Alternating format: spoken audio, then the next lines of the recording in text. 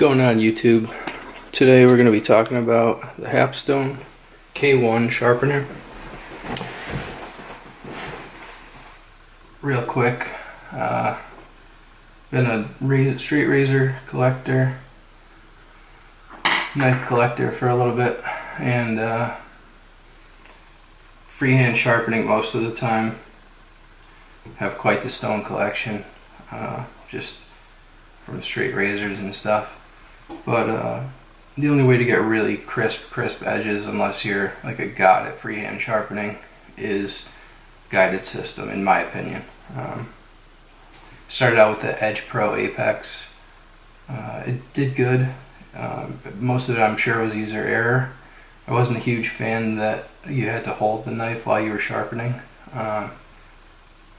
This Hapstone it takes very little skill, in my opinion. You have to know a few tricks, which we'll talk about, like the Sharpie trick, which most people talk about early on, where you color the apex and right behind the apex, the secondary. You have your primary grind and then your secondary grind, which is that little bevel that you see where the edge is the apex right behind that. I did get the secondary clamp. It holds it just a little bit more still. The one in the center, you could get away with it. You have to really tighten it down pretty good. The second one helps a lot though, and for like kitchen cutlery and stuff, if you have a longer blade, like anything over probably 3 or 4 inches, you'd need the second. So I got it for that. Alright, so these are the 3 stones that it comes with. They are the 400, 1200, and 220. So I did that out of order. So 220, 400, and 1200. Silicon carbide. They're good stones just to get you, off the ground. I did go and I ordered the 1000 Sharpening glass.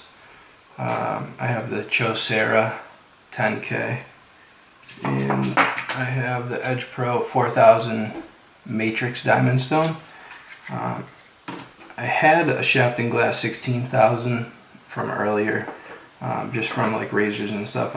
And I also have like some other diamond stones, like the Chef Knives to Go 1K diamond. I think I have the 400 as well. I got quite a few stones, like I said, from freehand sharpening, but for the Hapstone it works. The great thing about the Hapstone is you get best of both worlds when it comes to sharpening.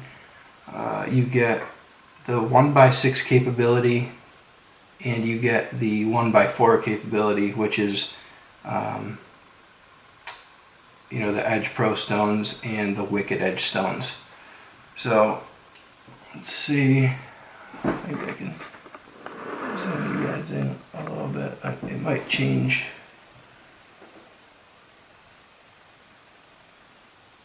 Yeah, the aperture changed a little bit.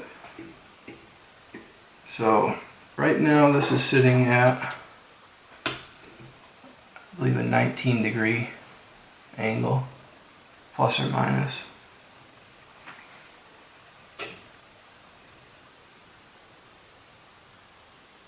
The other thing, so an edge angle finder, these things are great.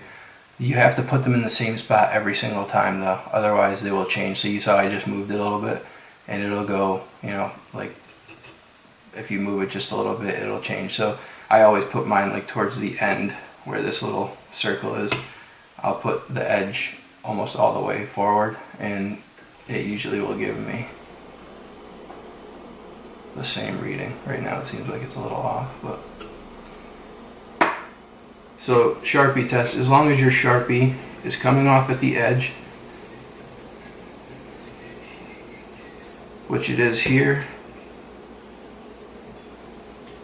See if I can tilt it so you can see the edge is shiny there. So that means the Sharpie came off.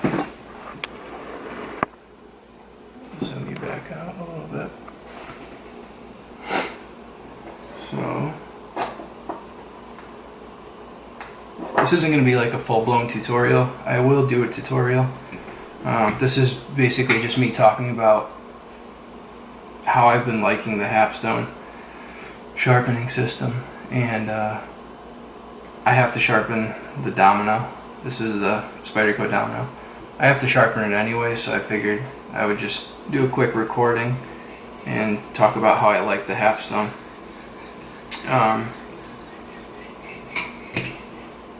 So let's just go over a few features. So my edge angle is good. I just checked the Sharpie right there and it's gone. The apex, you can maybe see the shine.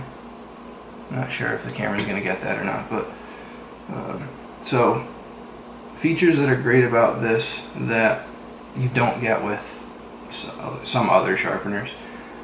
You get a, let's see if I can bring this into the frame. So you get here, you have like a little clip that will hold the arm out of the way and you can move it. I put a little collar stop on this. I had it on just from like a drill bit, and it fits this, and that'll keep it from coming out. If you don't have this on, it will just pull right out. But it does have its own basically collar stop right here.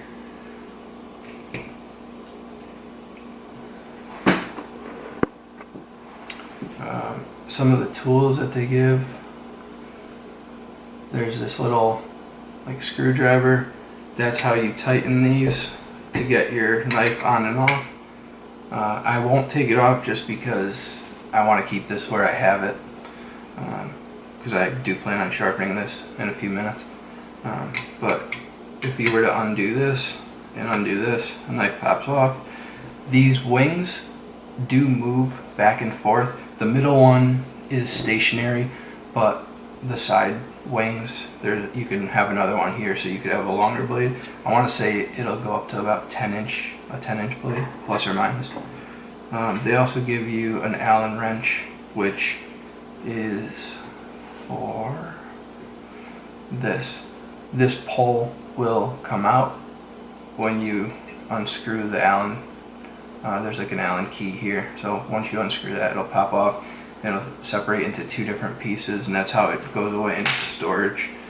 It has feet that fold out for the stand, and they're pretty sturdy, I have to say. There's been a couple times where I had to, kind of hang on to this just to keep it from going, but that's usually when I'm putting a little bit too much pressure. My only, it's not even really a complaint, but how you load a stone is, excuse me, you put, there's like chamfers on these Edge Pro stones. They're 45 right here,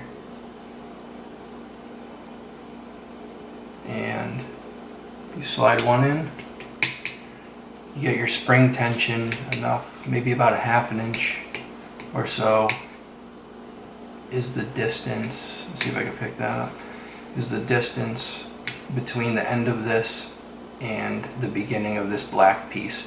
So when I pull it back, there's that ½ inch that it moved that pulls on the spring, and that gives constant tension back to keep it in place. The Wicked Edge, the 4-inch stones, I have polishing tape, glass stones. They don't hold on as well, in my opinion, when you do put them on, because they don't have like the chamfered, not the chamfered, the like mitered 45 here, like these Edge Pro stones have. You don't get the same bite, since it's flat, and since the inside of this is 45, they just don't grab as well. You can use it, but I found that they're not as good, in my opinion, as the Edge Pro stones are. So Gritomatic makes this, and I found out about Gritomatic and the Veneve diamond stones from Freehand Sharpening, and I have their diamond resin bonded stones, 1x6. I've also found that these, which they sort of claim work with this, and they kind of do, they'll fit in here. The issue is they're really heavy, and the spring tension just, it's not sort of enough to hold this in place. Every time I try to use them, they just kind of fall out, and it's just a little sloppy. I wish they would do something with this. So if Gritomatic or Veneve is watching this, hopefully they can do something a little different with it. But it can be done. I just use them freehand because I think it's easier. Yeah, so that's a pretty basic rundown. I'll do a more in-depth talk about it. This was just to give you guys like an idea of what it's like, what it comes with. The little knob here, back here, that's what creates tension to flip the knife. There's other guys on YouTube that have already done reviews on the Hapstone machines, or not machines, but sharpeners, and they do a better job than I do. This is my first go at it, and yeah, I'll do some better videos in the future. I don't really have much time right now, but I just wanted to do a quick rundown on it, and yeah, look for more videos in the future. I'll be doing some sharpening videos and maybe some freehand videos. We'll see if this even gets seen by anybody, but yeah, so thanks for watching, and I'll see you guys next time.